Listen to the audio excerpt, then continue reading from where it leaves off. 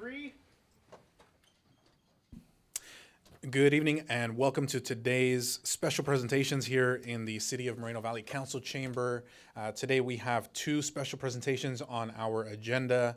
The first one will be presented by Mayor Pro Tem Delgado, and that is a proclamation recognizing November as Family Court Awareness Month. And again, that'll be presented by Mayor Pro Tem Delgado.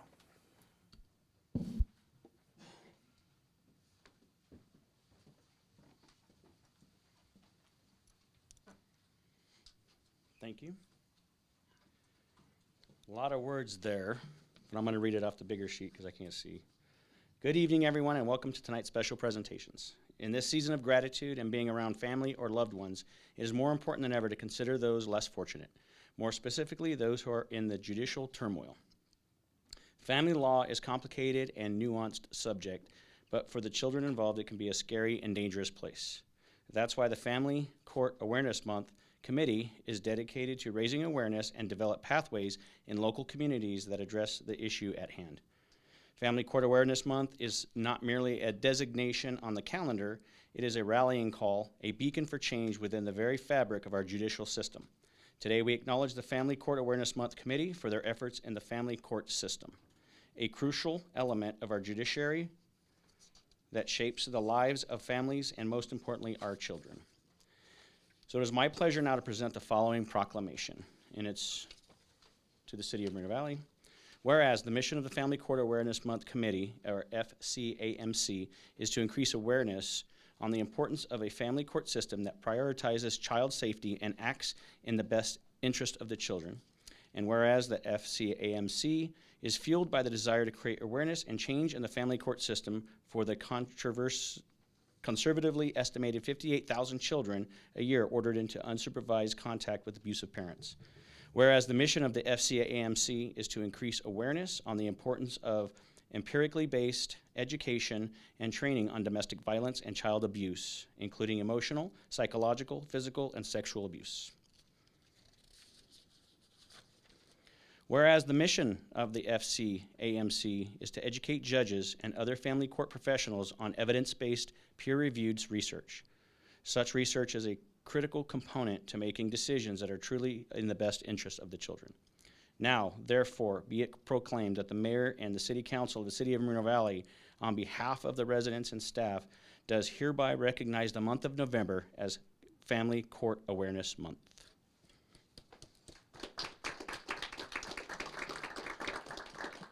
Thank you. I only did that because it says initiate applause. Let us applaud Miss Elaine Farrell and her group for their tireless efforts in shedding light on these critical issues, fostering conversations, and championing change within our family court system. May their advocacy inspire us all to actively contribute to a brighter, safer future for our families and, most importantly, our children. Thank you.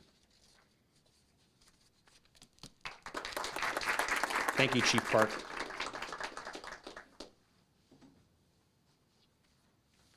And now for our second presentation.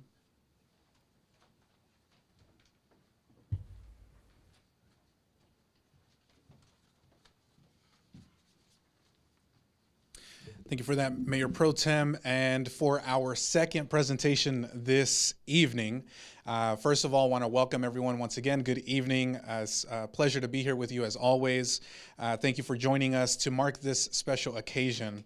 It is my honor to share the exciting news, in case you haven't seen it yet. I know staff has sent out a few press releases and we've been sharing it here and there, but really exciting news that the City of Moreno Valley has been awarded another award. This time, it is the Helen Putnam Award in recognition of the city's innovative and impactful work as a community.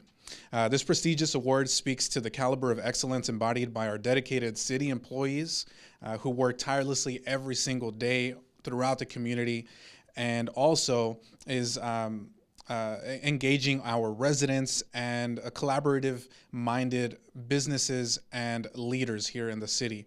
The Helen Putnam Award celebrates the most dynamic, highest-achieving communities in local government, and it is fitting that Moreno Valley now counts itself among them. I would now like to introduce to you Mr. Jesse Ramirez, the new Regional Public Affairs Manager for the Riverside County Division for the League of California Cities. Can we please give a big welcome to Jesse Ramirez, please?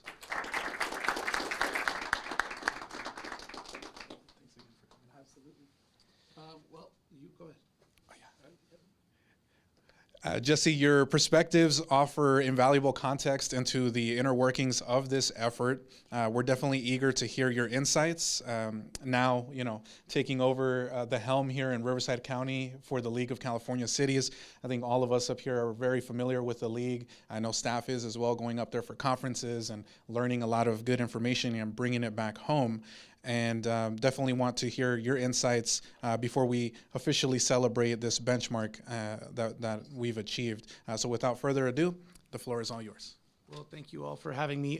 Jesse Ramirez, Riverside County District Division Manager with Cal Cities. Look, I'm although new to this role, I'm not new to this county. I've lived here for a very long time. I grew up here, very familiar with the issues that face the county, and so I look very much forward to working with staff and my elected officials throughout the county to make sure that we tackle those critical issues. As you guys know, most of my work really doesn't start until the legislative session starts, but once that starts, we'll be flooding your inboxes with a lot of legislation and a lot of updates. So I would be remiss if I didn't use this as my cheap plug, but December 11th is our division meeting. I know there's been a lot of transition since Aaron's come off the team and I've come on, so I want to make sure that if you guys have time to make it, we're more than happy to have you. It's going to be in the city of Eastville, and so I look forward to working with you all again, and thank you again for having me. But let me, if you don't mind, just say a few words about Helen Putman. This award is only handed out to 10 cities per year. And so not only is this the first award you've received this year, but you actually received another one a few years ago. And so I want to really just say kudos to you. Let me be a resource for you on any of these types of programs that you continue to build out, because these are obviously the work is showing. And so congratulations to staff and to the council, to the city. Thank you. Absolutely. Well, thank you so much for that, Jesse. And as he mentioned, I thought he was going to say City of Moreno Valley, but Eastville, it's okay. It's okay. You'll take it this time, and then hopefully in the future we'll have one here in Moreno Valley. But as he mentioned, the city works very closely with the regional division, or with the county division, and now he's going to be representing us through the League of Cities. So definitely welcome, transition. Wish Erin all the best in her endeavors, and look forward to working with you as well. So once again, can we give Jesse a big round of applause? And yeah, and next we'll take a quick picture as well. Thank you.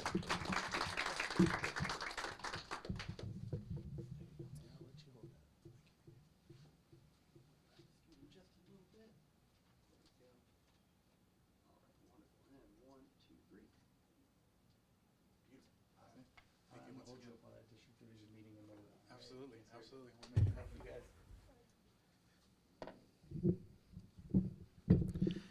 Okay. So with that, that'll conclude our special presentations for this evening. And in about 6 minutes or so, we will be right back for our regular council meeting. Thank you all very much.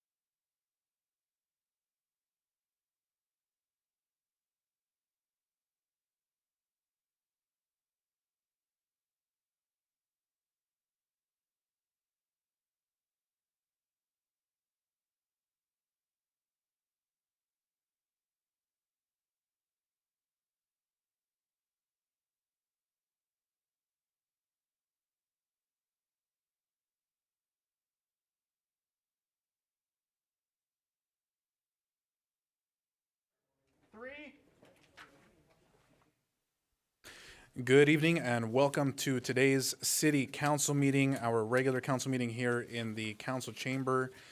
The City Council receives a separate stipend for CSD meetings, and I now call this meeting to order on November 21st, 2023 at 6:01 p.m. The Pledge of Allegiance will be led by Mayor Pro Tem Delgado. And please remain standing after the Pledge of Allegiance for the invocation given by Pastor Dr. Festus and Woolley from Christ Dominion Ministries International. Please join me by placing your right hand over your heart. Ready, begin. I pledge allegiance to the flag of the United States of America and to the republic for which it stands, one nation, under God, indivisible.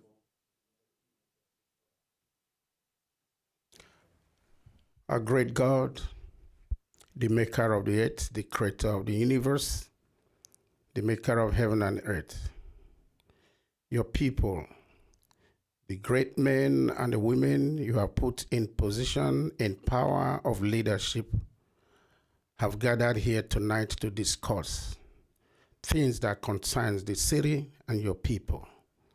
Father, I stand here and I pray that you give them the wisdom, the understanding to do that which you have called them to do. We thank you for all that you have been doing in this great city of Moreno Valley, and we thank you for the great men and women you have used to achieve your purpose for your people. Thank you, our Father. Amen.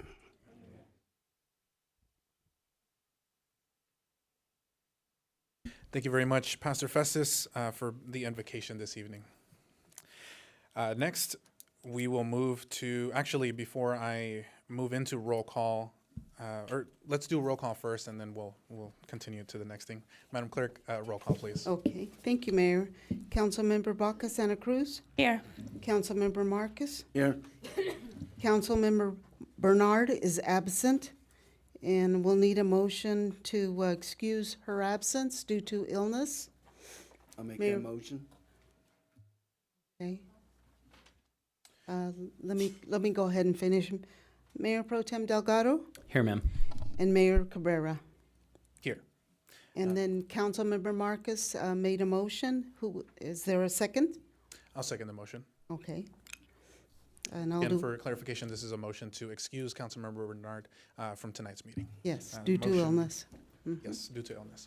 Motion made by Councilmember Marquez, second by myself. If we could please vote. Okay, Councilmember Baca Santa Cruz, Yeah. Councilmember Marcus, Yes. Yes.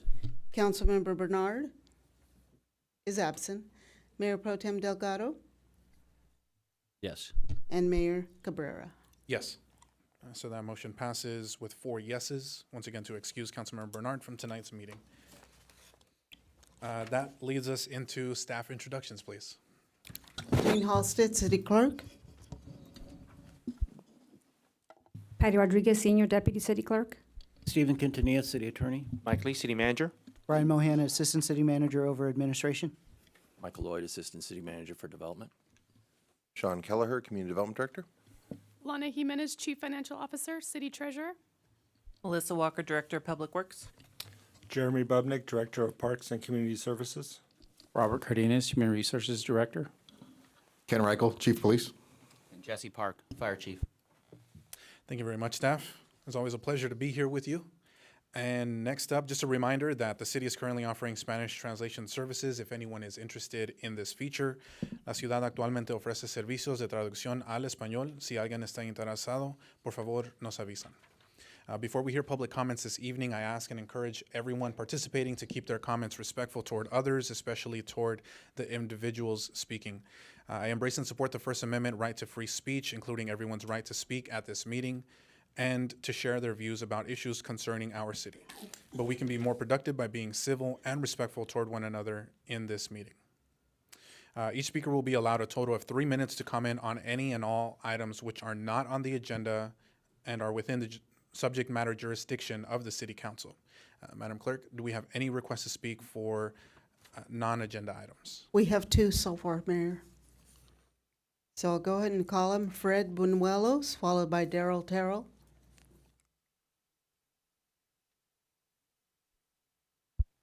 Hello, everyone. Last meeting, there was a study session where it was mentioned that homelessness is not against the law. I just want to state that when I call the sheriff's non-emergency number, I'm calling for, like, if they are loitering, panhandling, under the influence of drugs, if they have mental issues that they could harm themselves, they could harm somebody else. Again, I'm going to mention High Season promised to take care of the issue, and they're not. I want to thank, I think, is it Robert Alvarez? Is he here? Yeah, he made contact with me and reminded them what they had mentioned here at the Planning Commission, that they were going to take care of the issue. I would wish that the community liaison person would get in touch with all the business owners there to say, hey, here's our phone number. If there's any issues, call us up. So we'll go out and take care of the problem. Either give them the little booklet that we have of how we can help them. If they don't want help, shoo them off. Just recently, I had to call the sheriff's department on Sunday twice because there was a lady that was sleeping in the little courtyard right in front of the dispensary, and the dispensary people saw them, but they're not doing anything about it. And I don't want to go up there and they probably don't like me to begin with, but I want to meet with them to make our Lakeside Plaza better, because they said they're going to fix that problem. That way we don't have to call the sheriff's department and waste valuable resources with the sheriff's department coming out. Let's see what else. Consequences. There's got to be consequences for those people that, don't want the help. I'm sure we're all on the same page to help them out, but, if they get identified, and the deputy comes back a second time, there's got to be some type of consequence to do something, whether it's give them a ticket, whether it's, getting arrested these times. I mean, it's not, they'll slap on the wrist, but to make them uncomfortable, because I want my little area to be nice. And my wife's not safe. She's even threatened to say, you know what, we're not going to spend our money here in Moreno Valley. We'll go next door to Paris or Riverside and spend our money there because, she's just not safe in our shopping center. Let's see, the other thing, A13, motorcycles. I support that. Let's get some 2024 BMWs. Let's get that approved. And again, thank you, Robert, for reaching out to me, reminding Gregory that he promised that he was going to take care of the homeless issue in Lakeside Plaza. Thank you. The next three speakers are Darrell Terrell, followed by Bob Palomares, followed by Chris Baca. Good evening. My name is Darrell Terrell. I'm not here speaking as a planning commissioner, but as a resident.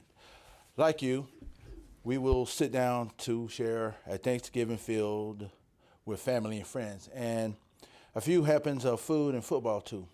This is also a holiday that captures the distinctly American impulse to give something of ourselves. There will be countless of you, our residents, taking the time out of your holiday to serve Thanksgiving dinner, making sure your neighbors and strangers have a hot meal, contributing to our community and standing guard around the world. And in a larger sense, that's an embodiment of what you, our residents, have always done. We come together and we do what's required to make tomorrow better than today. That's who we are. This is the sense of mutual responsibility has always been a part of what makes our city special. And it's one of the reasons that Thanksgiving tradition has endured. The very first Thanksgiving was a celebration of community during a time of great hardship. And we have followed that example ever since. Even when the faith of our nation was far from certain during the Civil War, 2 World Wars, a Great Depression, and my great-grandparents' generation, the greatest generation, drew strength from each other. They had faith that tomorrow would be better than today. We are grateful that they did. As we gather around the table on Thursday, we will pause to remember the first Americans, the Pilgrims, the pioneers, the patriots who helped make this country what it is. And they faced impossible odds, and yet somehow they persevere. Today is our turn. I know for many of you, this Thanksgiving is more difficult for most. But no matter how tough things are now, we still give thanks for that most American of blessings, the chance to determine our own destiny. The problems we have faced did not develop overnight, and we won't solve them overnight either, but we can solve them. And it takes each of us to do our part. At a time when our discourse has become so sharply polarized in our city, it's easy to wonder if unity is even possible. But think about what's happening on Thursday. You and our residents from all walks of life will come together as one people, grateful for the blessing of our family, community, and city. If we keep that spirit alive, if we support each other and look out for each other, and remember that we're all in this together, and then I know that we are too will overcome the challenges we have in this community. Thank you. The next speakers are Bob Palomares, followed by Chris Baca.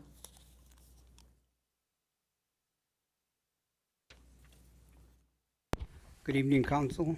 I always love to thank our fire and police. You know, I've never heard when we talked about the homeless, by the way, that study session was very informative. I thought it was, you know, real nice. Of course, I only seen two nonprofits here. Usually the room's full, but I guess they weren't interested. Anyway, I was seeing in today's Press Enterprise about the city of Riverside receiving $4.4 million from the state's Home Key program to buy 5 homes, 25 units. And I said, wow. And then they partnered with the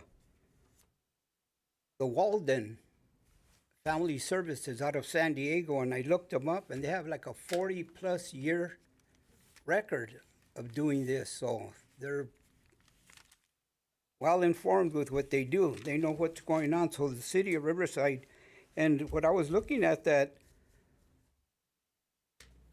there's still like $400 million out there. You know, they said the city of Riverside is the only city that has received money from this Home Key this year, I believe. But I'm saying, wow, if there's still a lot of money out there, maybe we should get some of that money. I mean, and if you get, you know, one of these nonprofits from here, like Hole in the Wall, an established one, you know, Salvation Army, maybe we can do something. But, you know, it's for between 18 and 21-year-old youth. I don't know how many there are here in this city, but it's something to think about because the money's there. So I hope, you know, the city thinks about it, and because we're always talking about it. So if we're going to talk it, walk it. Thank you.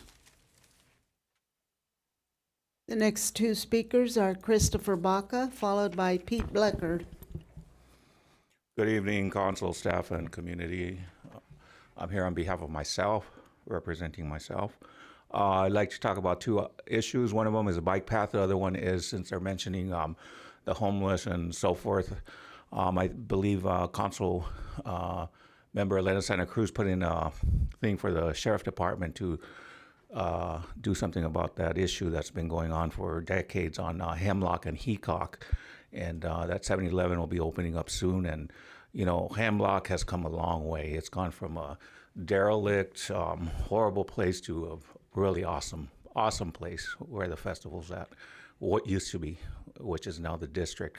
But as far as that corner right there, I mean, why can't we get some undercover police officers? It's a drug spot. That's what they're there for. They're there because a drug dealer goes and sells the drugs there. I mean, it's been known there for, you know, decades, and nothing ever gets done, and it's just a horrible situation there in that intersection with the, you know, they're vagrants. They're not homeless. They're drug addicts looking to buy drugs. But anyhow, I hope something's done. That intersection is looking really good, and you know that little unnecessary aspect of that neighborhood just brings it down. And you know, I'm hoping, you know, someday something gets done there. You know, maybe you can fence it off or something like they did at the donut shop across the street, and it's that liquor store. But anyhow, that's one issue. The other issue is the bike paths. I was talking to the guy from the bike shop and telling him how Moreno Valley got the award, a national recognition for a bike path, and he just started laughing. And I go, well, the intention is there, the bike paths are there. It's the city. The city needs to be educated as far as bike paths and bikers are concerned. I don't know how many times I've almost gotten killed because people just don't respect the bikes, and they don't understand that the bikes have the priority on certain lanes that turn in from high traffic, and they turn into bike paths, and they're like, get off the road, and what's wrong with you? And we need to educate the community, because Moreno Valley is a horrible place for bikes as far as safety is concerned. Forget about trying to get on Cactus. That's or some of these streets are they're definite death. So I'd really like to, maybe I'll address the Parks and Recs about this, and the city really needs to educate the public and maybe get more people involved, maybe have events or something with bikes. But they are nice bike paths, and it's really nice we have so many, but we can't use them. I wouldn't dare use them. I only use them on emergencies or something, but otherwise it's thank you. The next two speakers are Pete Bleckert, followed by Roy Bleckert. I'm going to complain about Sunnymead Boulevard again, about them nods in the middle of the road. That is a commercial road, which means all trucks and anything can be 8 feet 6 inches wide. You've narrowed up them lanes for them bike trails going up and down there. Now they're hitting them nods in there. You can look at them now. You can see more tracks of where people hit them. You have no way. They put little delineators right down there, maybe a foot high. You don't see them until you're right on there.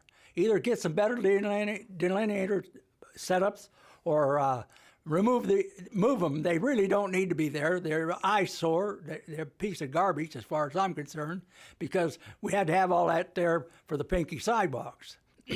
So, it's really miserable to see all that money that was redeveloped put there, nothing in Edgemont. But we're going to talk about the roads. We'll take over there on the east end and all District 2. All the dirt roads that were over there got paved by the city. Why? Because certain people, like elected or appointed, all got their roads all paved, compliments to the city. And nothing over in Edgemont got done. You've covered up a few of them over there finally, after 30 years of doing nothing, letting them go deteriorate. It looks like garbage over there. You don't care about it. Admit that's what you don't care. You've never lived there. You don't know what it's like. I've been there a long time, a lot longer than any of you up there and all of these over here. So I know a little bit of experience about Edgemont and what's going on over there.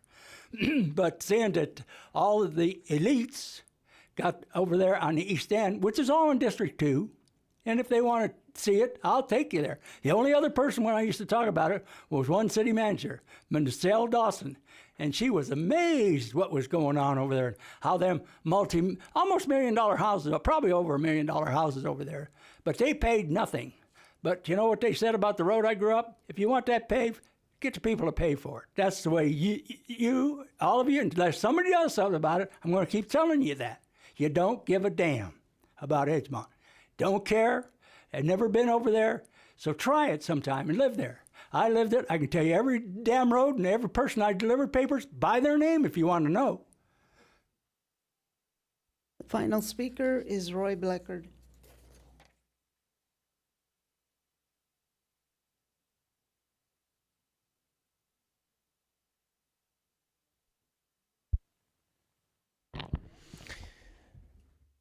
My Thanksgiving wish is we turn this turkey of a town around. As you heard, you look around and you drive around and you look. And you know why Edgemont looks like it does and still does and probably always will? It's a lack of leadership. Nobody takes the bull by the horns. Nobody steps up and says, hey, we're going to fix that. That goes from the dais, that goes to all of you sitting over there. Every one of you. Go look at the transparent.org California. I encourage everybody to do this. Type in the city of Moreno Valley. Start going around and seeing how much you're paying. And are you getting performance? Bottom line. Things could be done today. We don't have the will to do it.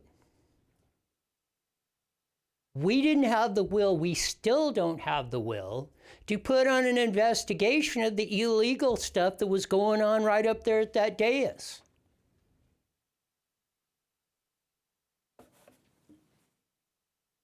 It's a lack of leadership, a lack of will, a lack of respect for the people that pay the bills to try and make this town run and try and have a decent place to live.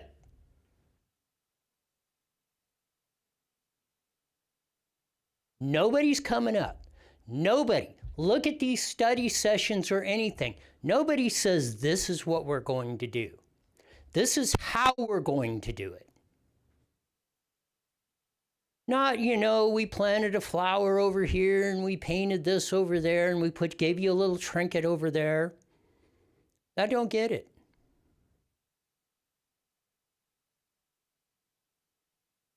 I caution Mr. Bob, which I like a lot. But if we go after the same amount of money like we did, are we going to run with the Three Stooges? Like we were trying to partner with before, that has a fiasco going on down at the county, that may have a lot of campaign dollars sitting right up on there at that dais. Even if we do, tell me it ain't going to fail. I hope we pulled out of the Cal League of Cities, because that's what I asked for, and saved the money. And I saw we had coffee and pastries over there. So I'm hoping to hear the good news that we actually did pull out of that corrupt organization. Maybe that would start our turnaround. That concludes public comments on items not on the agenda, Mayor. Thank you very much, Madam Clerk. So that will bring us now to public comments on matters that are on the agenda, specifically on the consent calendar. And each public speaker will have a total of 3 minutes to comment on all of those consent calendar items, if desired. If you wish to comment on any other items on the agenda other than the public hearing calendar, you will have a total of 3 minutes to comment on each item at the time that item is called up for consideration. But if there is a large number of speakers on a particular item, it may be necessary to reduce the amount of time per person to allow the council to conclude its business this evening. For public hearing items, each speaker will be provided with at least 5 minutes to provide testimony on each public hearing. So now we'll move into our joint consent calendars, sections A through E on the agenda. All items on the consent calendar are considered to be routine in nature and non-controversial and may be enacted by one motion unless a member of the council requests that an item be removed for separate action. So with that, at this time I'll turn to my colleagues on the council to see if there's any requests to remove any items for separate action. Councilmember Marquez. I'd like to pull A7 for discussion. Item A7, that'll be for separate discussion, and would that be a separate vote as well? Yes. Okay, so A7 is being pulled for discussion and a separate vote. Are there any other items pulled for separate action? Okay, so it would just be A7, and we'll get to A7 later on in the agenda under item G. I do have just a couple of questions. I don't want to pull any particular items, but I do have just a couple of questions. A7, I'll wait until we get to that later.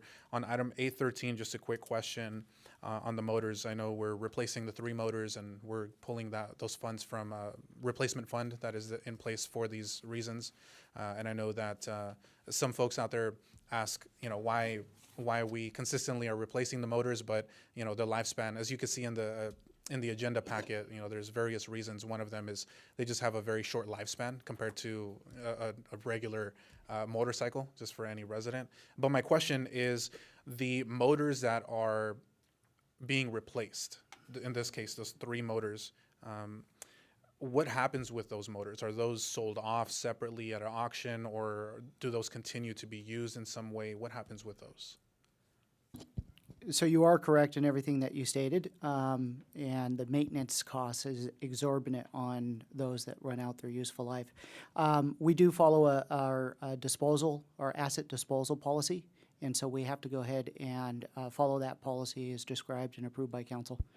And so it is, depending on any given asset, it is disposed of by certain law if it is of a certain nature, and say if there's any batteries or so forth that are in it. But most importantly, the assets that we do release typically do not yield any money for the city. And if so, it's very, very minimal. Got it. Thank you for that, Brian. So that was really my only quick question on that item. And before I move into public comment, are there any other questions on any consent calendar items? Okay, seeing none. Madam Clerk, I'll turn back over to you. Do we have any requests to speak on the consent calendar? No, we do not, Mayor. Madam Clerk, so we will go ahead and conclude the public comments. And at this time, I'll entertain a motion by council to approve the consent calendars except for item A7. I'll motion. Second. Motion and a second is made. Please vote.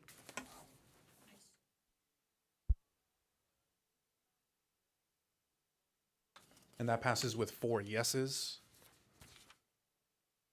The consent calendar is approved, again, minus A7. And that brings us next to item G, which is item A7. And just as a refresher, item A7 is, yes, the authorization for shopping cart retrieval services. And I'll turn over to Councilmember Marquez. Thank you, Mayor. By reading this agenda item, shopping carts on A7.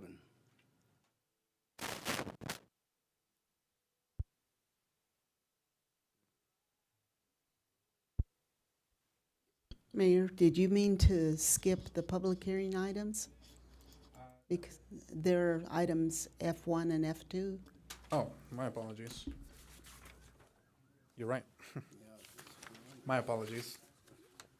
Skipped over that part. Okay, so if it's okay, we'll pause. We'll come back to this, and we'll go back to F1. That's my apologies. I turned the page too fast. So we'll go back to item F1, which is a public hearing, a second reading and adoption of County Ordinance 987 regarding unlawful possession of catalytic converters. And we have a report from our city manager. Thank you, Honorable Mayor, Mayor Pro Tem, council members. If you recall, the initial introduction and first reading of this particular ordinance 1003 was introduced on October 17th, 2023. Due to the uniqueness of basically piggybacking off of the county's ordinance number 987, we had to do a public hearing notice. So that's why the lapse in meetings from October 17th to now. It has been duly noticed in the paper. And if you recall, this particular ordinance will allow or enable Riverside County the ability to enforce their ordinance in Moreno Valley jurisdiction. With that, I'm available for any questions. Thank you, Brian. Any questions from the council? Seeing none, we'll go ahead and open the public hearing. Madam Clerk, do we have any requests to speak? We have one request to speak. Pardon me, we have 2 requests to speak. Darrell Terrell, followed by Roy Bleckard.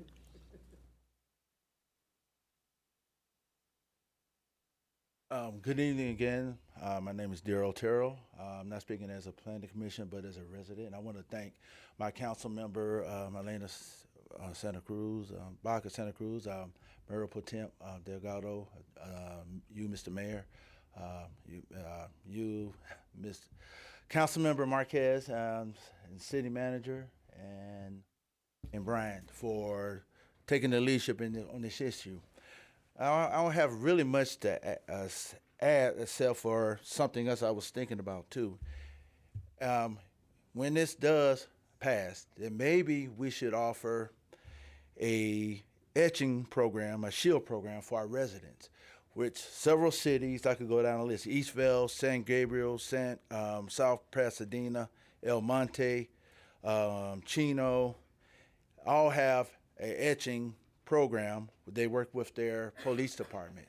And the funds, available funds, we could get it from, is from the American Rescue Plan or some of the asset forfeiture. Because I think, and also using the board we use for the 4th of July to advertise to these crooks again, to let them know if you come to Reno Valley and you take someone's catalytic converter, you go to jail. Now, going to jail means because you don't have a lawful, you don't have a legal document that says you own that catalytic converter. But also on a piggyback on that, by having this etching and shield program, we could work with some of these businesses in our community. We got the Automall over there that could do it too. They probably willing to do it if we reach out to them. Or some of these local ones. We have to, as you call it, see who are, we don't want any folks that are scandalous, not scandalous, that's the wrong word to use, but people that are sketchy to have this kind of a program. We can either reimburse the residents for it, or again, we can use that money to offer it. Because like I said, we could buy the equipment to give to the folks at the auto mall so they could provide, and you can have a certain amount of cars, but also a limited time period to have this to go on, but a free event so residents can get their catalytic converter etch or have a shield onto it. Because I did call around to some of the business. I talked to two. Someone would do it for like $250 to $300 for it. So having something like this would be something good for our residents, that not only we having a catalytic converter ordinance, but also we doing something on the other end to protect your car. As my good friend Roy would say, your car don't sound like a drag race when you crank up your car in the morning. So, and also too, a lot of working people need their cars to go to school or to pick up their kids or go to work. And you can imagine if that catalytic converter was gone, it would take up, how long you think it may take? It may take weeks or months to even to purchase another one. They're on back order too. So what we could do is show, again, these crooks, and that's what they are, crooks that come into our community and take something that's very important to the working people in this community that depend on their cars, and to use it so they could get some money, or where they need to get a job. That's what they need to get. I got 3 of them. So I mean, I'm just making light of it, but just the fact these cars are valuable for our people. But again, I asked the city manager again that we work with these auto dealers around here. Let's provide a program for it. And we could do it, a couple of times a month, a free etching program. Use that big billboard sign up. Like, again, I'm just going over the same thing again, just to reiterate that we could use what we have in stock to put the message out. Because I went to the city of Riverside to do the same thing, to tell them, well, we need to close the net.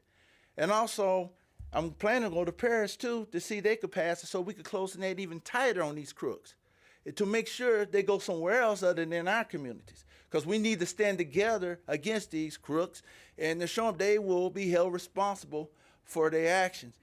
And that's pretty much what I want to say. Again, think about that etching program, offered a couple of times, work with our sheriff's department, and just put it on, buy the equipment, so our people, our good hardworking people in this community could have some protection, at least, and know they got, and when the police finally get these people, they have a serial number on there, and they could get their catalytic converter back.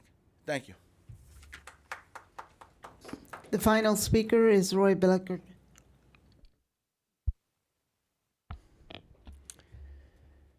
Daryl had the right idea that we're going to put the crooks in jail. There's only one slight problem with that. We spent, $300 million building a brand new jail down there in Indio, the John Benoit Detention Center. 3/4 of it is sitting empty. The only thing 1,200 beds have seen is maybe some rats and cockroaches running around there because we won't fund it. I was down there when Darrell put that ordinance and went through and probably spoke at every one of them.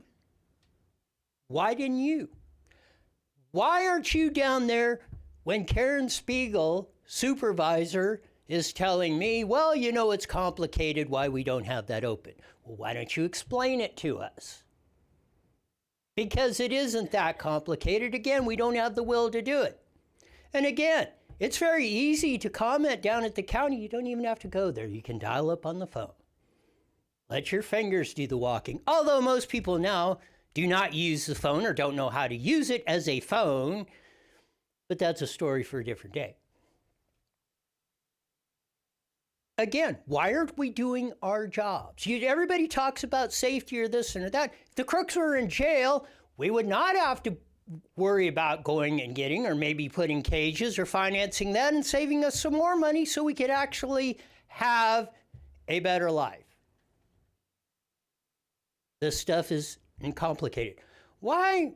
Maybe some of the council members, maybe the mayor, maybe Mr. Lee. Why don't you drop a dime to Glenn Moss and tell him to go down there to the county? Or why doesn't he come in here? He's got, I think, a few bucks out of this city, being very successful. Where's the community involvement? Where's the help that we've given help to? Not only those that are downtrodden, but some are not pretty high up on the ladder. You never see them. Why don't you hold them accountable? Why don't you ask them? Why don't you walk down there with them and comment? I've asked Sheriff Chad many times. Why don't you come down here to the county, explain this? Did it at the budget hearings. Zips out of nothing. Because I will tell you this, in 2021, he asked for $5 million to open up the second floor. He ain't asked for it since. Why? While the crooks and the criminals run free. We had another example of this just recently down in LA. Very famous guy was trying to defend his house, his family, with a firearm. And then your government takes it away from him. You're making us completely unsafe with practically every move you make. And that's what's got to stop. You wonder why the frustration comes out. You wonder why.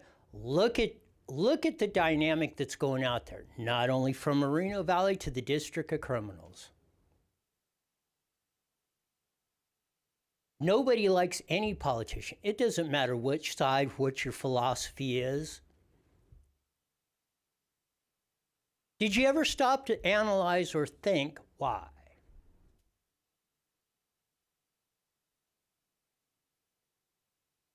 It can be personified by just a simple act like this. If there is no punishment for the crime, what do you think is going to happen? The criminals are going to run free. They don't care. They're not going to stop. And that's what I'm talking about, the leadership. And that's what I'm trying to get the focus of people to do. Not running up my flag, not looking at here's me, not looking what I did. What's going to work for everybody? What's the best policy we put in place that makes sense? If it doesn't make sense on top of it, or pass stuff that just makes you feel good but makes the problem worse. Hopefully, after this Thanksgiving, that wish will come true. That concludes public testimony, Mayor. Thank you very much, Madam Clerk. So we will go ahead and close the public hearing at this time. And that brings us to council deliberation. If desired, please hit your speaker button if you would like to share any comments. And I would like to just briefly mention, I think this is probably better for a study session or just first conversation directly with staff. But, you know, definitely Daryl, again, or Mr. Terrell, thank you again for bringing this up and bringing it to the city. You know, we definitely appreciate it. And you bring up a lot of good points today in your public comments.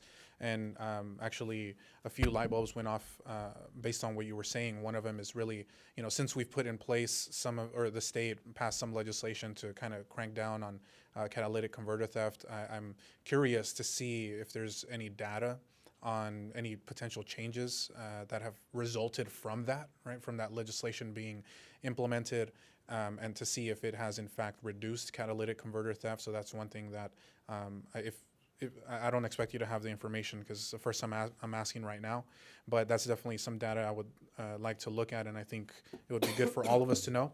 Actually, Mayor, we could answer that. if You have want. that? Yeah. Okay, perfect. Okay. Was that your only question, or? I have one or two other things related, but you can go ahead. Okay, sure. Mayor, pursuant to the police chief, actually in 2022, there's only 215 theft related to the catalytic converter. And just remember, earlier this year, although the state passed the law in regards to the catalytic converter, we actually took the initiative and actually enhanced that law, in which our community enhancement officers are out there contacting all the businesses in town and make sure that they are in compliance with the law. It's an educational program. And also, twice a year, we actually go and visit all the businesses to make sure they're in compliance and all the documentation. And we have seen a huge decrease in the amount of theft. So from the reporting standpoint, much lower reporting, because we're actually been very, very proactive in implementing the state law. Other cities are not actually doing that. It's just a state law, and they're not doing anything about it, but we actually went very proactive and informing all the businesses. There were about 100 businesses that we routinely contact on a regular basis, and also check their files, make sure that they're not illegally purchasing these catalytic converters. So hope that answered your question. Very good. Thank you. Thank you very much. As always, staff is prepared. So the only other thing would be, Mr. Terrell mentioned the idea of, or some other cities actually implementing, possibly doing some kind of etching. I don't know if that would be laser cutting or something, to basically put a stamp on some of these catalytic converters. So the question would be maybe looking into the costs for that, but again, to see if it's I guess financially feasible to do something like that, right? So if you don't mind, I'll go ahead and answer that one. So based on the metrics and data that Mike mentioned, when you take a look at a cost of an etching program and or a shield program, because not all cars are similar on a shield program, and the etching to be done is very cost prohibitive. It is very costly. You've got to go ahead and be able to get underneath the car, etch it. You have to have documentation. It's administratively heavy because now you've got to record that particular etch number with the PD and so forth. So what we have seen in other jurisdictions that have done this is they've used millions of dollars from their ARPA funds to implement something of this nature. I do not have the metrics of how many vehicles and how many residents that covered, but it has been in the millions of dollars. And I'd just like to remind council that ARPA funding for the city has already been utilized based on the $50 million historic investment in pavement. Understood. Thank you for that, Brian. So, I'll follow up at another time just to maybe dive deeper into that, but thank you. Appreciate that additional information. So that's all I had, but if there are no other comments or deliberation, we can go ahead and entertain a motion to approve staff's recommendations number 2. So moved. Motion and a second made. Please vote. And that passes with 4 yeses as well. So next, we will move on to item F2, which is another public hearing on the establishment of Community Facilities District 2023-01. And we have a report from Financial and Management Services. Thank you, Honorable Mayor, Mayor Pro Tem, and council members. As you may recall, on October 17th, 2023, Council adopted Resolution 2023-68, initiating proceedings to establish Community Facilities District 2023-01 Public Safety Services. Rates and method of apportionment establishes a tax rate for all development types, both residential and non-residential. Rates were established based on projected impacts to operational costs related to public safety services. D.R. Horton will use CFD 2023-01 to satisfy its conditions of developing 67 single-family residential lots located on the northeast corner of Oliver and Rodeo. This action only directly impacts the owner of Tract 38237. No other currently developed property is impacted or annexed into this new district at this time.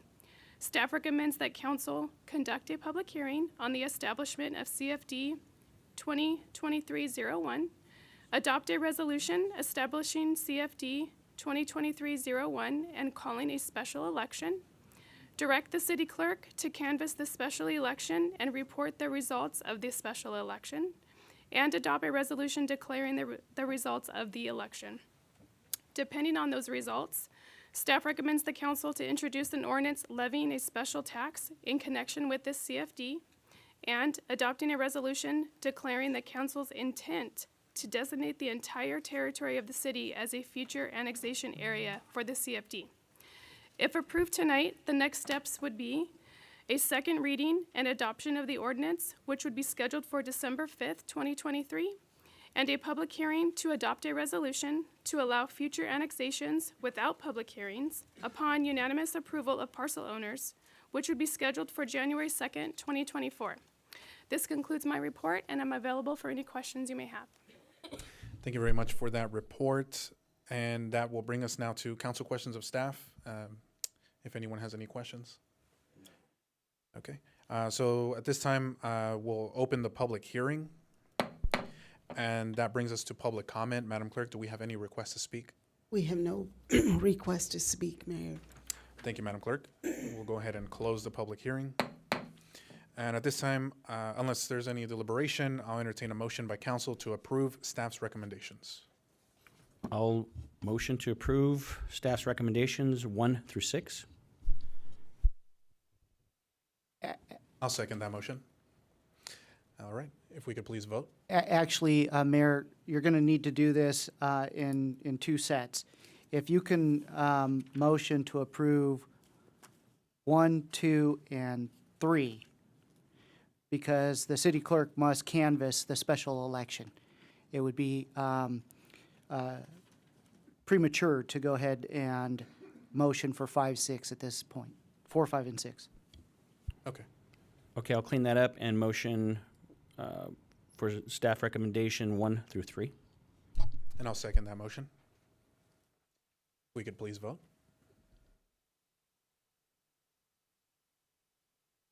And that passes as well. So at this time, Madam Clerk, I'll turn to you and for canvassing the special election and reporting the results tonight. Thank you, Mayor. I will open the envelope and canvass the ballot.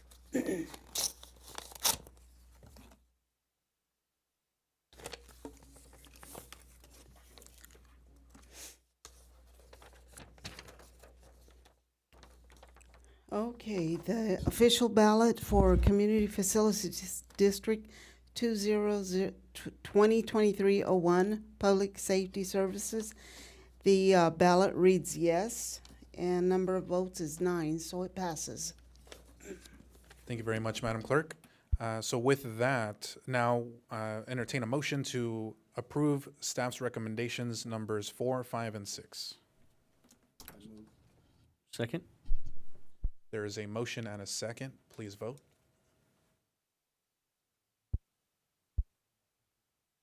And that passes with 4 yeses as well. Thank you very much. So next now is item G, and we had one item on that, which is A7, which is the shopping cart retrieval program, and I'll pass it back to Councilmember Marquez. Thank you, Mayor. Mike, I don't know who wants to start on this, explaining why we're paying so much money. Sure, let me just hit, Sean, go ahead. Maybe a staff report if there is one. Staff. Okay, yeah. So The city has an existing contract for shopping cart services. That contract actually comes to end here on December 31st, 2023. The city went out to bid, and we received 4 companies that submitted bids for a 5-year contract with the city for cart retrieval services. Ultimately, Cart Retrieval Inc. was the successful bid, which we are bringing before you today. The $365,000 is for the entirety of the 5 years and does also anticipate CPI increases. So it breaks out to approximately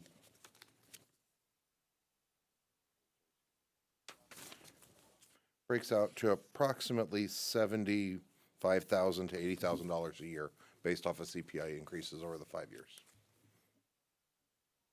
Okay. Excuse me. So you look at the complete cost of this project, $365,000, 5 years. My question is this: who's the culprit stealing shopping carts from shopping centers or businesses? Say it again, sir. I apologize. Who's the culprit that's taking these shopping carts within the city? There are numerous culprits that we ultimately see who will take shopping carts. I'm not going to go about naming. I don't want you to name anybody. I just want to make the public aware that this is not acceptable. For me, it isn't. Paying this amount of money to retrieve a shopping cart that businesses should be responsible for. Now, you can drive around the city at any time of the day, night, weekends, and you'll see shopping carts all over the place. Or you can see people pushing shopping cart down the street. Homeless, maybe. Elderly people, maybe. Somebody just wants a shopping cart at their house, I guess. The thing about it is, this is waste of money, taxpayers' money. I don't care who we hire. If we don't have the businesses that these shopping carts are coming from responsible to recover these shopping carts, why are we going to have the city do it? That is my question. Does businesses, are they charged for any shopping carts? So the first thing I would note is this is ultimately part of our beautification program for the city of Moreno Valley, which is the program is ultimately one of those items. There is not a charge to the commercial businesses for this because they are ultimately it's the only way that we can ultimately get them to be collected once we've retrieved them back from the city. So we do it as an in-kind in collecting it and continuing to beautify the city. The other thing I would note is that the contract, the way it's been framed, is a little bit different compared to previous years. It is based off of performance, and there are measurements that we've put in place with this new program that says if they retrieve a certain number of carts per year or per month, they get a certain percentage of that rate back to them in terms of what they make.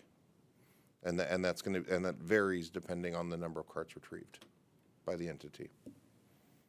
What do we do with these carts when they pick them up? What is the contractor? What do they do with them? So we have an existing program with Waste Management, which is part of our Waste Management contract, in which they recycle them on our behalf. So none of it is claimed by the grocery stores or any businesses? So, some are claimed by the grocery stores. Do we charge them? We do not. Why? Again, this is part of it's part of our beautification program, which is why we do not charge them. So people that are hearing about how the money we spend and there's no consequences, that's theft. They're stealing a shopping cart from somebody, but we're allowing it to happen. So we'll go pay somebody to retrieve that shopping cart, and then the stater comes back, claims their shopping carts and they don't pay a penny, so the city has to dish out all that money. I just don't understand. So one thing I would note is most of the commercial businesses, they actually have it written into their operating expenses that they're going to lose shopping carts, and they just order them automatically. Many of them don't actually come and collect them even when we inform them, just because it's already written into their business plan financially. So that's the other part of it, is they don't come in and do that. Another thing I would note is an ordinance we passed just last year requires new developments to put in locks and other mechanisms so that it is more difficult to take the shopping carts off the properties. And that is a requirement of all new shopping centers. So that's one other thing in being proactive that we are doing. Okay. That's all I have. Thank you, Mayor. Thank you. And before we move into public comment, are there any other, I see some hand raised here. Just a reminder here, we also have deliberation after public comment, but now is for questions. So next up is Councilmember Santa Cruz. Oh, I lost what I was going to say. Never mind. Okay, and I think Mayor Pro Tem. It's more of a comment than a question. So. Okay. And I do have a couple questions, and maybe I'll save some for deliberation. But when I looked through the staff report and I saw the cost, it did grab my attention as well. It's almost $400,000, and I do remember a few years ago, I believe I was actually on the dais and voted to put this in place originally because we had a big issue with shopping carts all over the city. So I think just anecdotally, from my perspective, it has gotten better since maybe 4 or 5 years ago. But yes, to the council member's point, there are still some shopping carts that somehow manage to make their way out of shopping centers and parking lots. Unfortunately, you do still see some, but I will say it has gotten better from 5 years ago. But still, the financial cost to this contract is pretty significant. Again, it's almost $400,000, and thank you, Sean, for reminding us about the different mechanisms and changes in our code that we made to require shopping centers, or I think specifically grocery stores and even like Home Depots and Lowe's to install those security mechanisms. And one thing that will require some research, and I definitely would like us to look into, is any kind of studies done on the different type of security measures. I know some shopping carts have magnets, and then in the parking lot, in the concrete, they actually install so that you can't take the shopping cart out, right? It locks the wheels.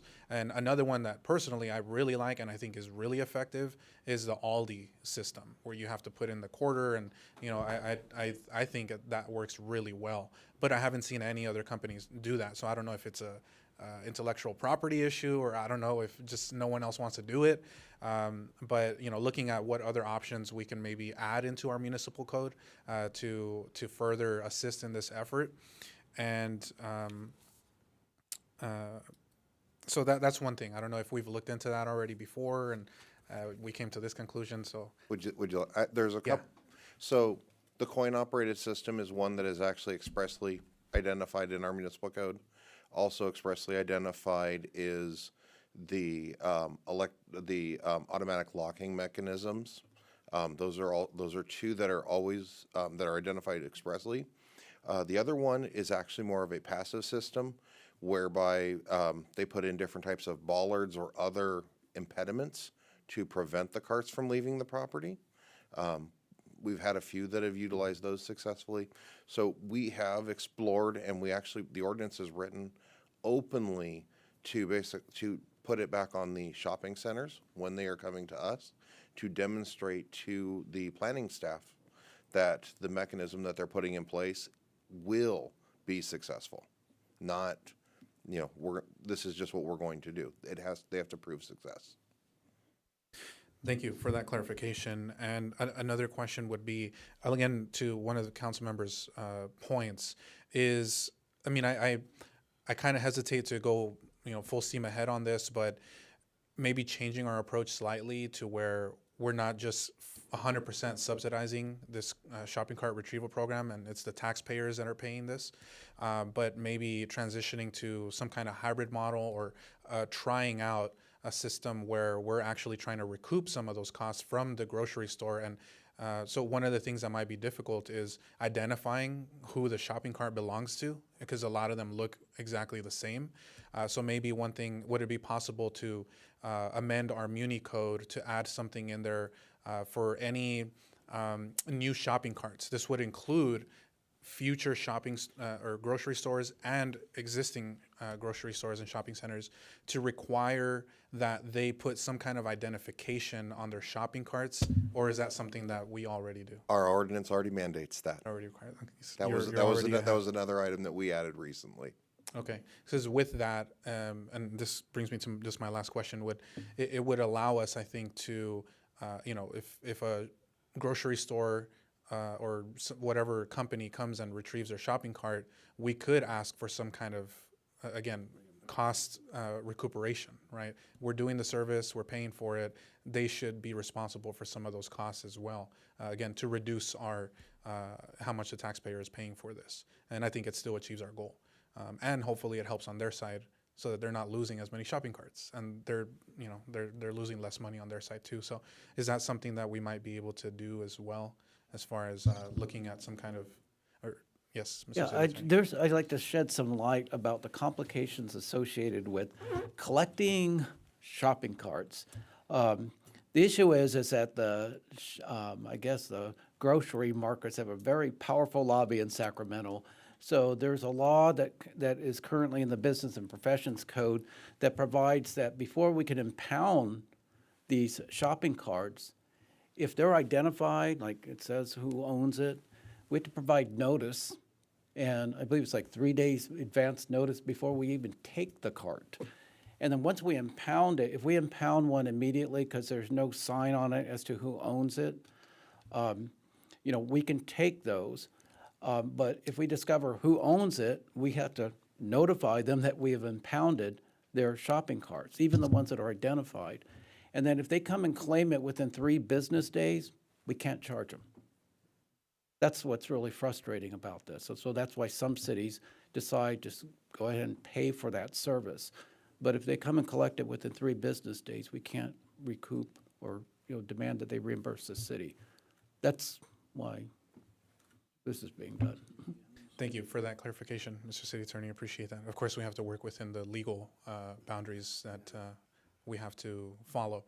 So that's good to know, and I'm glad Sean mentioned the requirement now to basically identify and put some kind of postage on the shopping carts. I think that'll help a lot. So I'll save my other comments for deliberation. Any other questions before we move into public comment? Okay. So at this time, we'll go ahead and move into the public comment portion for this item. Madam Clerk, do we have any requests to speak? We have 3 requests, Mayor. David Zeitz, followed by Roy Bleckard, followed by Bob Palomares.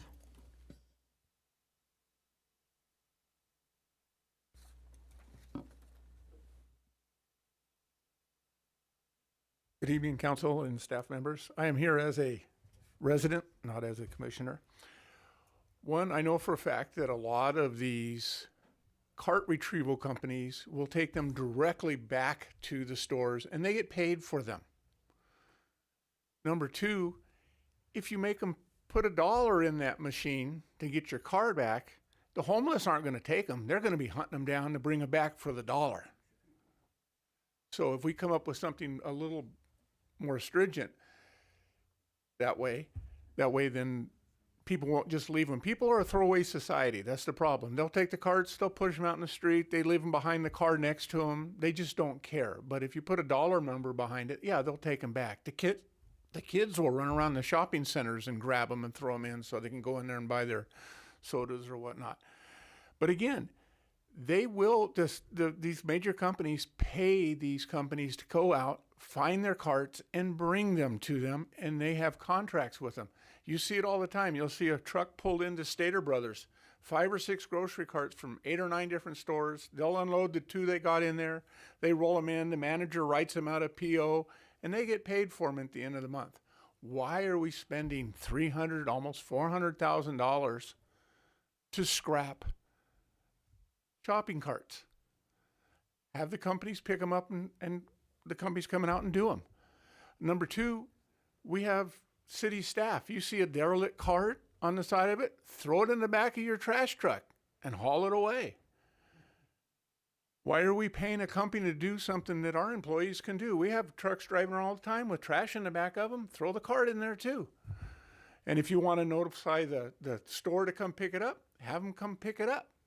But why are we paying almost $400,000 for somebody that will come out and do it for whatever the companies will pay to have their carts? The free enterprise has gone away then. You're making it a throwaway society. Thank you.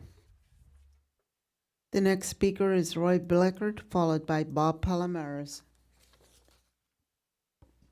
I wasn't going to say anything about this, but my buddy Dave pulled the item, so I figured I'd chime in on it. It is a complicated, he got it. It is a complicated item, but I mean, I would say, well, why can't we just, if we're looking at it, I mean, we clean up trash all the time, why don't we just declare it debris and we're cleaning it out? And I agree, it sounded, and it's like anything. I've said, you know, no matter how well-intentioned any government program is, 98.7% of the time it winds up in graft and corruption. I mean, it sounds like a good idea. Oh, we'll pick up the shopping carts and we'll clean the city, and it'll probably work pretty good, and then pretty soon you're looking at a $400,000 bill, and everybody's saying, well, how does this happen? A lot of things. I mean, elections have consequences, and the city attorney explained that a little bit of, it makes a lot of difference, I like Corey Jackson, who you put in up at your state legislature, because they're handcuffing you on the other side, just like your Cal League of Cities. Why is it, if the Cal League of Cities was worth a darn, why aren't they up there lobbying for you and for us that we're paying for and saying, not no, but hell no? That's how you wind up with this. So I would say, edge them if they're identified, pass an ordinance like the catalytic converter ordinance maybe, that has to, carts have to be identified in that, and if they are, if let's say, a police officer is looking and they're seeing a cart and they're seeing somebody pushing a cart off the property and it says, I'm from Acme, whatever store, then maybe we have a legal basis to mitigate the problem. But this is a classic example of how, you know, the field of well-intentions, and you know how that ends. It was a great idea. Now we're stuck with this. Now everybody's, well, heck, if I'm the store owner and the city's out there and you're asking Juan and Juanita lunch pail toting taxpayer to pay for it, I got a big smile on my face. So, in other words, again, we pay lobbyists to go up to Sacramento. Why aren't they talking about this? You're handcuffing us, you're costing us, and that's why a lot of these things don't get done. So maybe we should retool our policies and look at it, and maybe we wouldn't be having these discussions. The final speaker is Bob Palomares.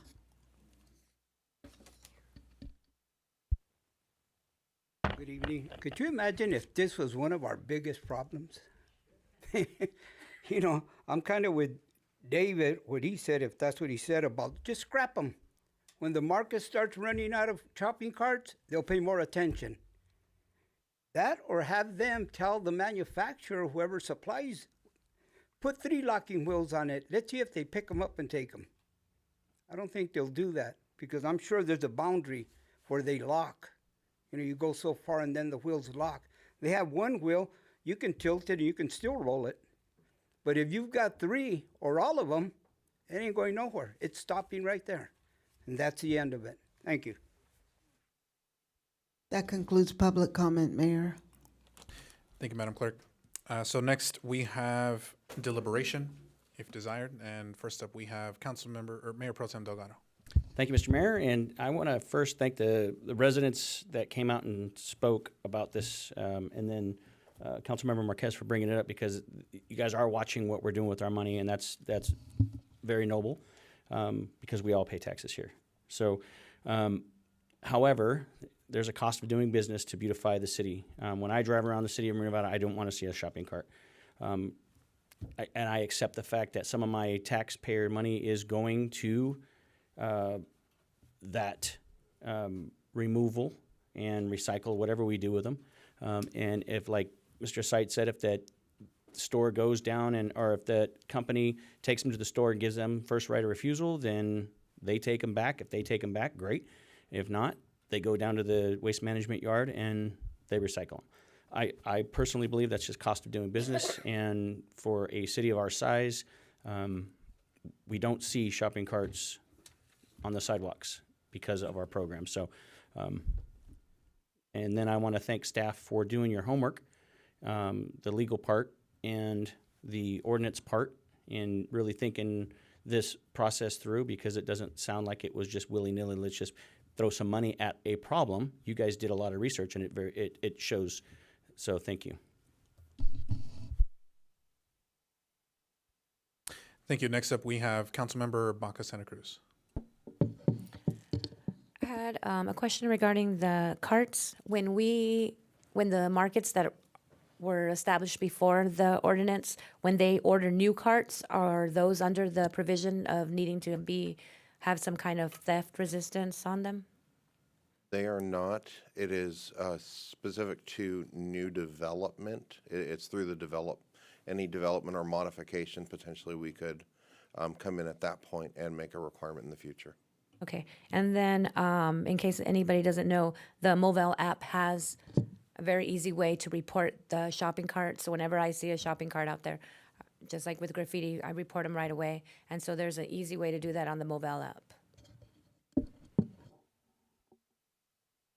Okay, so I guess just to add in a few final comments here, I think, also just you heard from 3 members of the public that shared their perspective, and I think there's probably a middle ground here where we're at a point now where we've had this system in place for a few years and we've seen some positive results, but it also may be time to maybe change our approach slightly.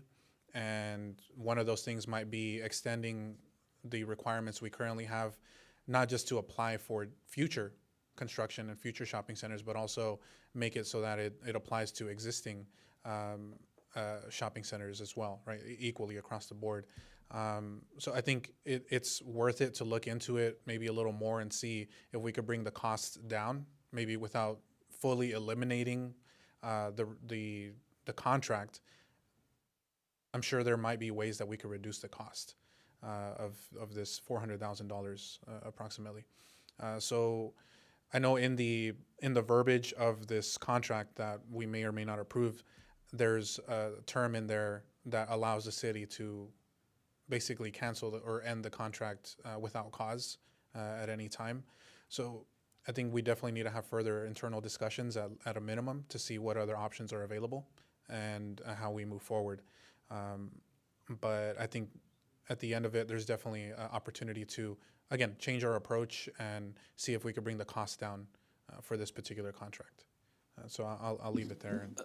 Mayor, if I may suggest something, I think the issue right now is the contract. We did do RFP process. The contract has been amended to make it more of an incentive-based contract. As you know, you were on the council before when this started. We didn't have a shopping cart retrieval program, and you saw how bad it was. We started with a program. It started to work. We made modifications, and now we did a public bidding on this one. This is the lowest qualified bidder, and so for the cost, I know it's additional cost for $73,000. It is a cost of doing business in order to keep our city beautified, and with this incentive base, we believe that this is going to be much more effective. It is a work in progress, as you mentioned with staff before. With legal, we're kind of boxing from a state law on what we can or cannot do. That's number one. And number two, we have been modifying our codes and ordinances for new grocery centers in which they are now have to be in compliance with these new regulations that we put forth. With respect to existing grocery stores, we can't do that because they are a existing use and we can't do it retroactive. And so those are all things that we have put into consideration coming up with the program. Other cities are running into the same problem. They are not able to mitigate this program as good as we have. As you said yourself, and we have made tremendous stride in the amount of shopping carts. Because when I first started here, there was a lot of shopping carts all over the place, and it was a pretty bad situation. And they weren't getting picked up. And also, just letting you know, a lot of these grocery stores, even the higher end grocery, they actually do contract with people already going out and picking up shopping carts on their own. But there are going to be certain shopping carts. We're such a big city, 51.3 square miles. We're actually larger than the city of San Francisco itself. We're a large city, and there's times in which these shopping carts are not getting picked up. And that's why we have this service to provide to help address the issue of beautifying the city. So, Thank you, Mike. And I think we have. Okay. So, there being no further deliberation and no other questions, this time I'll entertain a motion by the council. I entertain a motion to move forward with the contract that was awarded, or that was potentially. Staff's recommendations. I motion. Okay, I'll second that. Okay. Sorry. There's a motion and a second on the table. And so that is approved as well. So next up, that brings us to item H, general business. And first we have H1. It's a report on evaluation of potential commercial vehicle parking on Eucalyptus Avenue. And we have a report from Public Works. Good evening, Honorable Mayor, Mayor Pro Tem, and council members. The item before you this evening is a recommendation to authorize staff to review the potential for commercial vehicle parking along the north side of Eucalyptus Avenue west of Aldi Place. After an investigation of the location and meeting with the impacted business owners, staff has determined the location is feasible to establish truck parking. Upon your authorization, we will complete the review process, including finalizing a report, presenting the item to the Traffic Safety Commission, and then bringing the item back to council for approval. This should be about a 3-month process. That concludes my report, and I'd be happy to answer any questions. Thank you. Thank you very much for that, Melissa. Next up, any council questions? And first, we have Mayor Pro Tem Delgado. I just want to thank you, Melissa, for that presentation. I just want to confirm that the folks over at Aldi, which will be most impacted, they did not have any issues with this, or if they did, what were they? That's correct. We did talk with them, and they had no objection to the idea. And they understood everything that is all the possibilities of trucks parking They there. did. Their only question was like the concern of site distance from Aldi Place, which we will make sure when we designate exactly where the parking starts and stops, that it is clear for site distance. Okay, thank you. Thank you. Next up, Councilmember Marquez. Melissa, does that section have a bike path? A bike path? I do not believe so. No, it does not have a bike Does path. not have. You know, the problem we have parking on Eucalyptus is when they used to park on the dirt side, on the south side. We had residents complaining they run their generators at night for the cooling in their trailers. Are we gonna have this problem when they're parked there all night with their refrigeration on? Because the residents already made it very clear that it echoes. And from that point where they park to where the residents are, it's loud. So that's my concern right now. And that's one of the reasons we aren't looking at the south side. Obviously, the north side's not that much further away, but that is something we would consider when we're doing the finalization of the report. Will you be going out to the residents and asking them their opinion? We can do that as part of the process. Appreciate it if you could. Absolutely. Because like it says, previously they had complained about trucks being parked there with their refrigeration all night long. You know, I did ask parking down further down west of there into that one location, but we didn't think that was a good site to park trucks. There was no residents around there. And the buildings that they are in that area, you can't, the echo won't pass them. They'll just go off the buildings. So that's something we should do, and I just don't want the residents to start complaining. Thank you. Understood. Thank you. And if there are no further questions, we'll go ahead and move into the public testimony for public comment. Madam Clerk, do we have any requests to speak? We have one request, Roy Bleckard.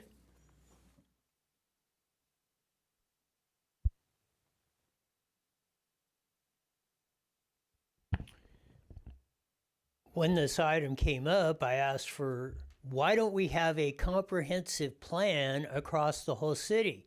And again, my bud Dave brought up a great point about trucks, refrigeration trucks with the old Thermo King units on it. You know, it isn't that real difficult to figure out how many, where you're going to put this. Maybe you have some spots over here where there's more populated and you don't do that, but then you got to figure out somewhere where these guys with Thermo King units of refrigeration, because unless you don't want to eat meat or ice cream or anything else, it has to be refrigerated, then, you know, somebody somewhere or somehow you're going to have to put up with these noise generators. And everybody talks around the subject. And that's what the problem is this should, and I mean, how many people have came up to this very dais over the last decades and complained, I don't have a place to park my vehicle. We've talked about the crime and people getting busted in. I know a lot of people that would like to have, you know, maybe you have a yard that's maybe inside the city, but a lot of guys have, you know, plumbing trucks and whatever, mechanics trucks, that they would like to park in a secure, you know, 24-hour monitored service instead out front of their house where they're getting stolen. I mean, how many times you see the reports on the social media, you know, people's livelihoods are getting driven down down the road by some crook. Because we don't have facilities or we never put the planning in place to have this. So, okay, we're accommodating everyone so everyone can at least, for the most part, feel safe and secure in their community. And so what I'm saying is when you come up with this stuff and do that and address that, you should have, okay, we can do on this eucalyptus corridor, we can put so many in, let's say we can put 50 trucks in there, but we still have a need to park, let's just say 500 trucks. How are we going to do it? And it should not take this long. That's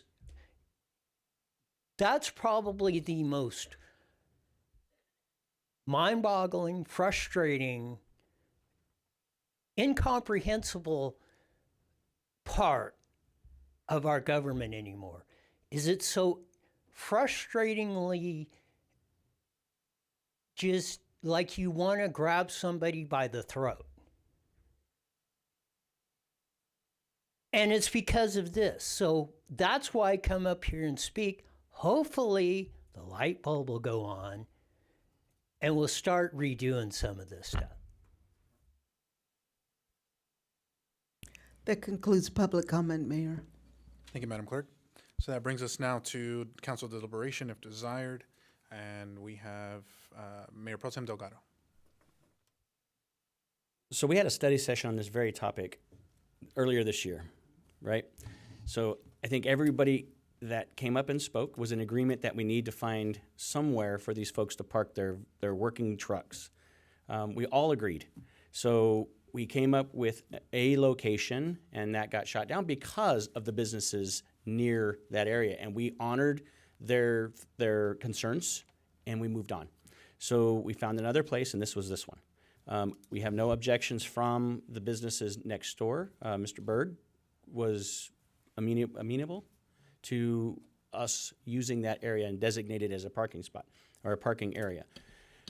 Moreno Valley is only going to get worse as far as the amount of trucks and the need for more parking. So I'm not sure why it's that big of a concern, because we need it. And we all agreed that night, we had a full study session on it, that we need more truck parking for these folks. So I just think that thank you, Melissa and Michael, for finding a location, because we gave you guys direction to go find a location that was suitable for this exact thing. So thank you guys very much, and hopefully we can move forward. Thank you. Next up, we have Councilmember Marquez. Let me restate one of my comments there about parking locations. I'm not against parking there. What I'm against is your refrigeration units that are going to disturb the residents. I even mentioned a while back about parking on eucalyptus. That's no problem. And I did advise staff that I thought was a great idea. But I had a call, someone asking me about refrigeration, and that's what turned the light on in my head about the refrigeration trucks. So just wanted to restate that. Thank you.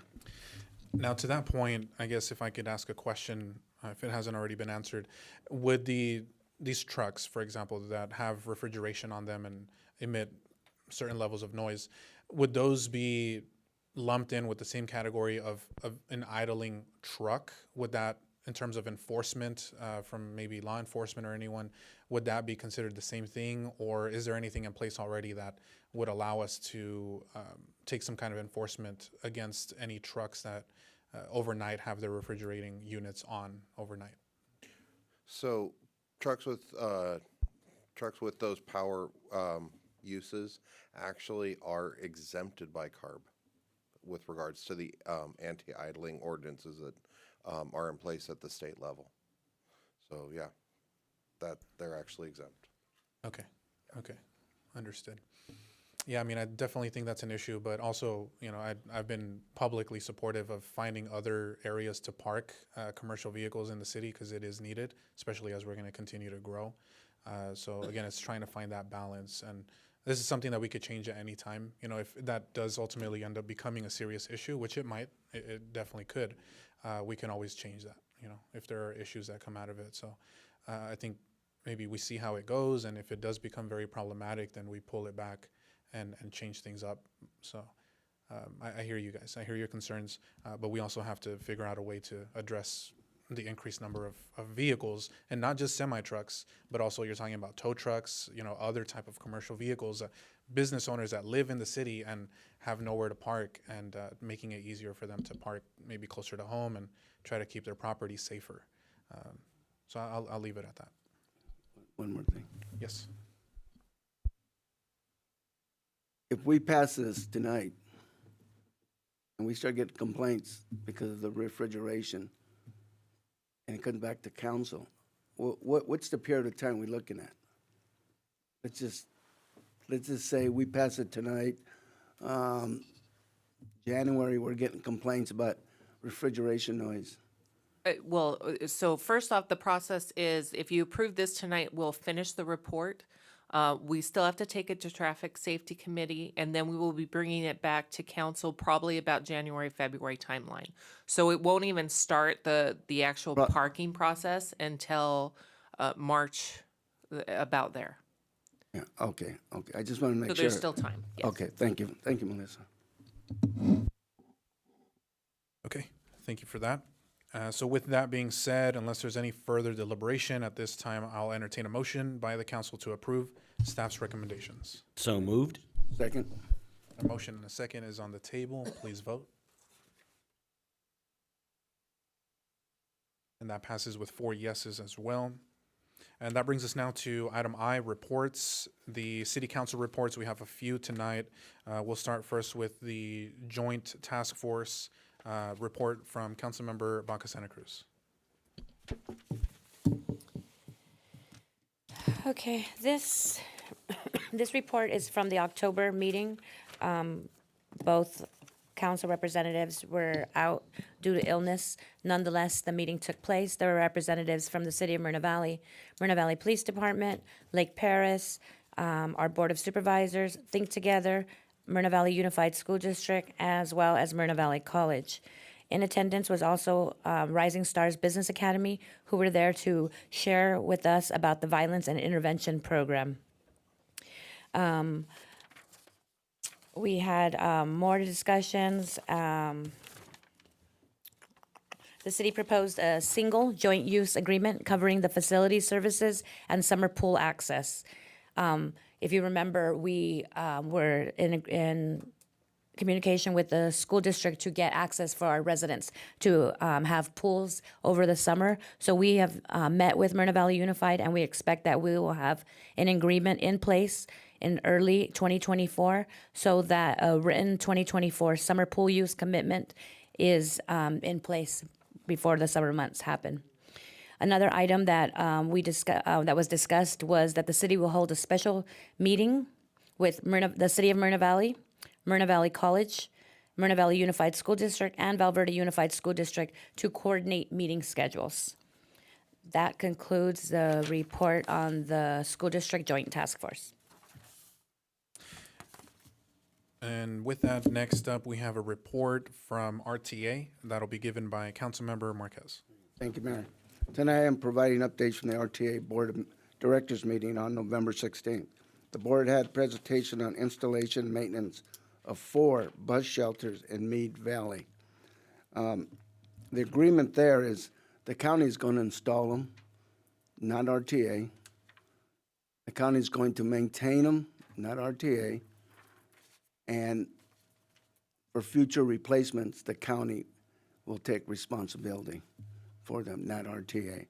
There's been a lot of outspoken people about these bus shelters, these bus stops. You have maybe 2 people a week that use them. So the county decided, okay, well, if RTA doesn't want to do it, then we'll take it over. So that's the agreement. Also, the board accepted the Riverside Transit Agency audit basic financial statements, single audit report, and the audit communication letter as final. RTA, I don't know how many years it's been, they have not found one single problem with their finances, which is great. So that's good to hear from our accounting people and our auditors. And that concludes my report. Thank you.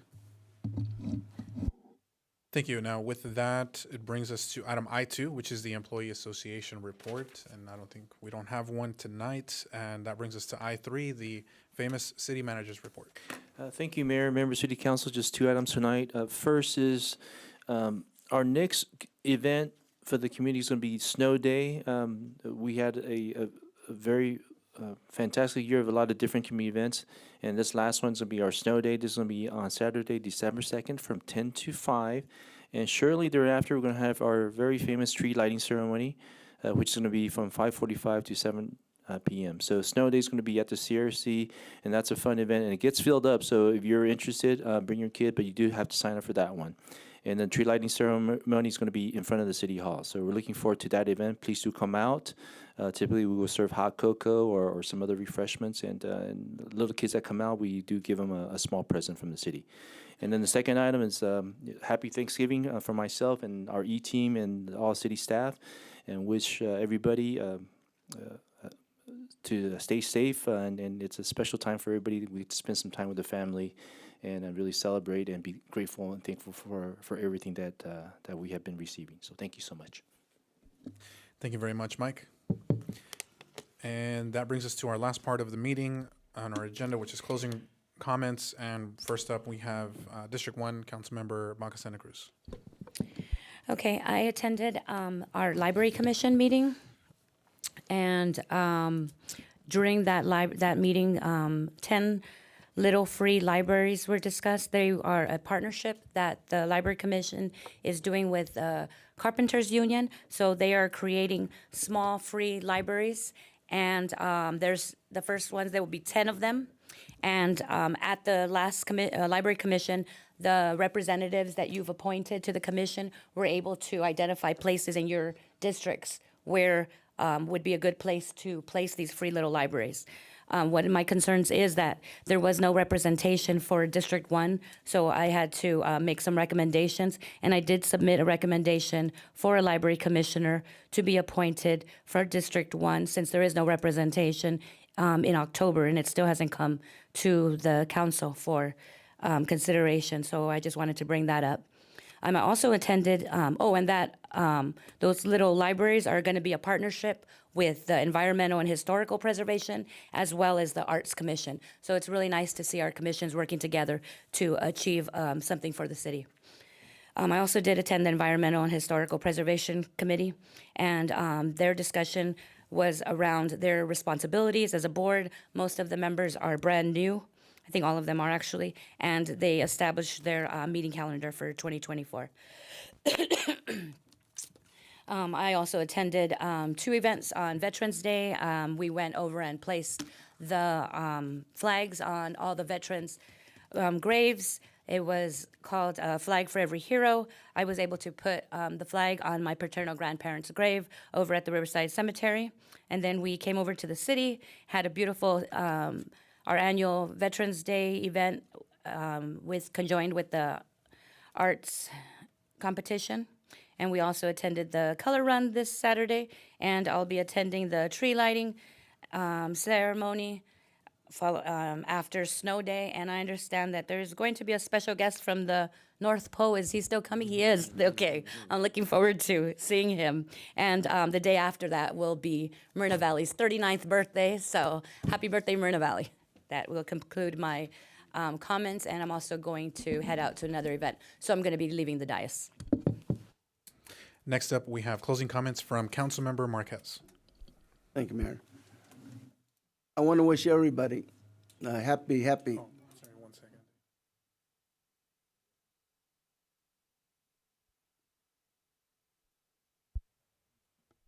I believe staff might have something to share. If not, we can continue.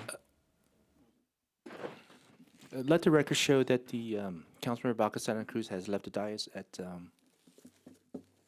7:37. 7:37. Okay. Thank you. I appreciate that.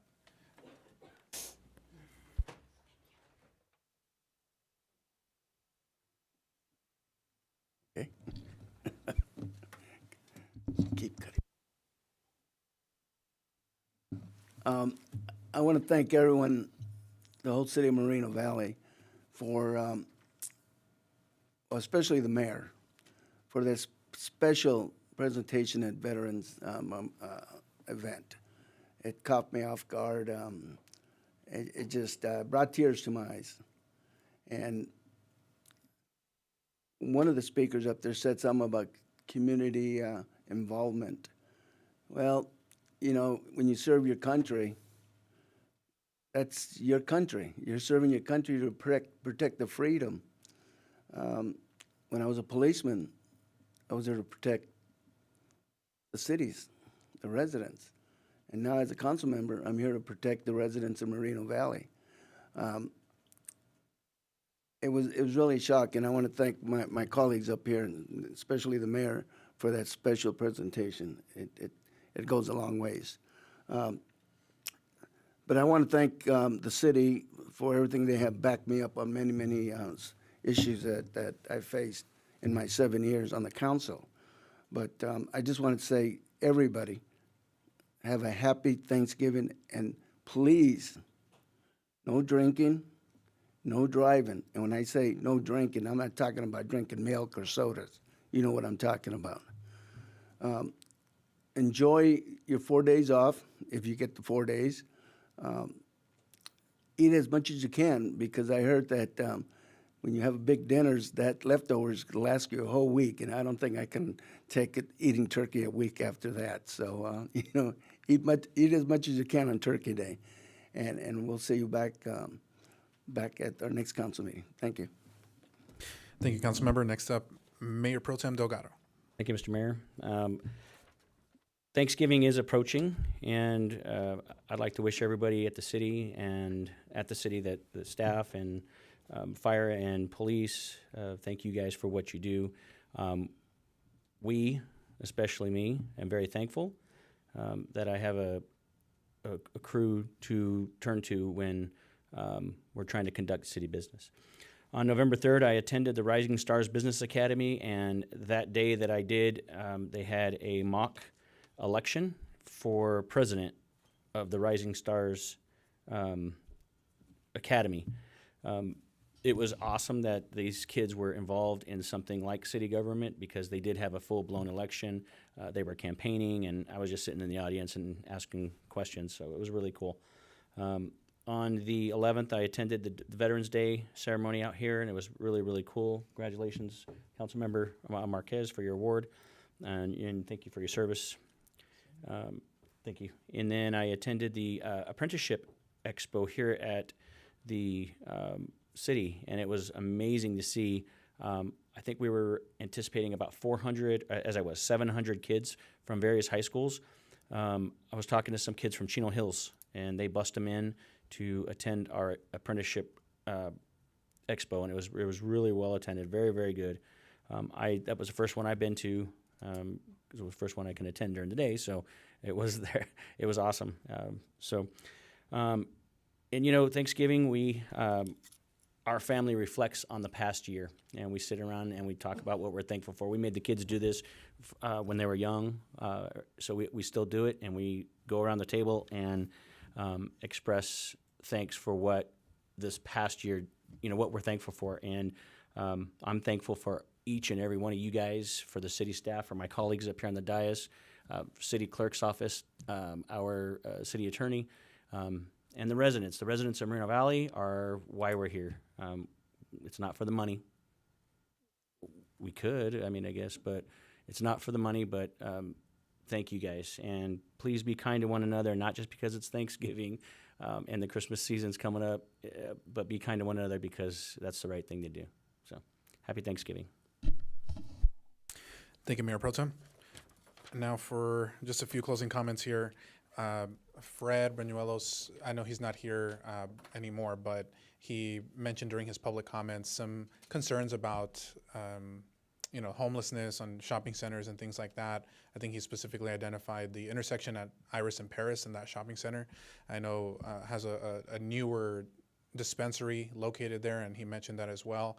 And so I think I'll follow up with him, or if you're watching this, which you probably are at home, we'll connect, Fred, so that we can open up a CRM and probably connect with PD and talk a little bit more about the 602 letters, the no trespassing letters, and see what else we could do to try to clean up that shopping center, because technically it's private property.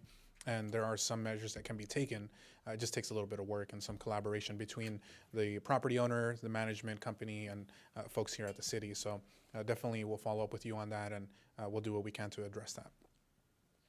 Also, was able to attend the Apprenticeship Expo as well, which was really well attended, and the youth seemed to be really interested in it. It was primarily the building trades, which we know we desperately need more of, especially to address the housing crisis that we're in, because we need an increased supply of housing across the state. So it was really nice to see a lot of building trades, a lot of our local unions coming out and just offering those opportunities, because we EV chargers, infrastructure, building more freeways and roads. We need more hands to actually build it and construct it. So it was a really nice job, and hats off to city staff for working with MVC and others to put that together. Also, Veterans Day ceremony. That was actually my first time conducting the ceremony, and it went really well. We had keynote speaker, our very own Senator Richard Roth, who's a retired Major General from the Air Force and actually served here at March, and then also the Lieutenant Commander Beausoleil also attended with one of his colleagues. So really appreciate everybody that came out, everybody that participated, the choirs, the performances, the ROTCs, and everybody who attended, any of our guests, and everyone who watched it at home. Appreciate you guys for joining us as well. That was a really nice ceremony. Also, the Little Free Libraries that came up earlier, really excited that it's moving through the process, and a lot of steps to go through, but I want to thank the Carpenters Union, because I remember about a little over a year ago, the Carpenters reached out to me and said, hey, our members want to get involved. They want to do more in the city and the community to give back. And the idea we kind of came to a consensus on was the Little Free Libraries, because it's something we currently don't have in Moreno Valley. So fast forward a year to today, we're almost there. They're going to be painted. They're going to look nice.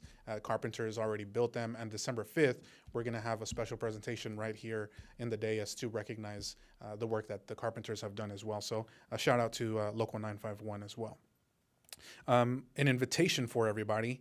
I'm going to be having my second telephone town hall next Thursday. This is November 30th at 6 p.m. So I definitely invite everybody to tune in.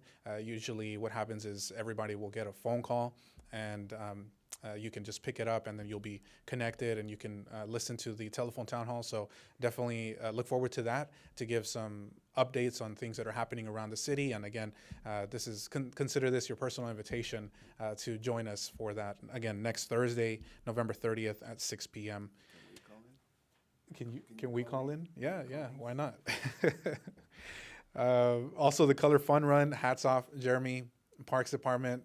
Amazing job. Everybody was happy, excited. I think there were two groups. The first group, fourth place was a gentleman who was maybe close to 60, and I was like somewhere in the 60s or 70s. And so he was saying that it was easy and that he wanted to extend it to 5 miles next year. So I was like, okay, I gotta train a little bit more to keep up with him. But it was really nice. Again, hats off to the Parks Department. You guys did a really, really good job on that one. Thank you for that. Turkey giveaway that same day, immediately after the fun run, I headed over to help with a turkey giveaway in collaboration with our assembly member, Dr. Corey Jackson. We were able to give out over 500 turkeys to the local community. So appreciate the assembly member, Hyundai, Raising Cane's, Sigma Beta Xi, and other organizations who collaborated to help us pass out those turkeys. Again, Snow Day, look forward to seeing you there, and the tree lighting ceremony, as has been mentioned. And also just want to say happy Thanksgiving to everybody as well. It's definitely, like everybody has said already, a time to just be grateful, spend time with your family, with your loved ones, eat a lot of good food, put on some calories, and then, just enjoy the holiday season. This time of the year is just something about it, that is just really nice and really beautiful. So with that, we'll go ahead and conclude tonight's meeting, and we will officially adjourn at 7:47 p.m. Have a good night.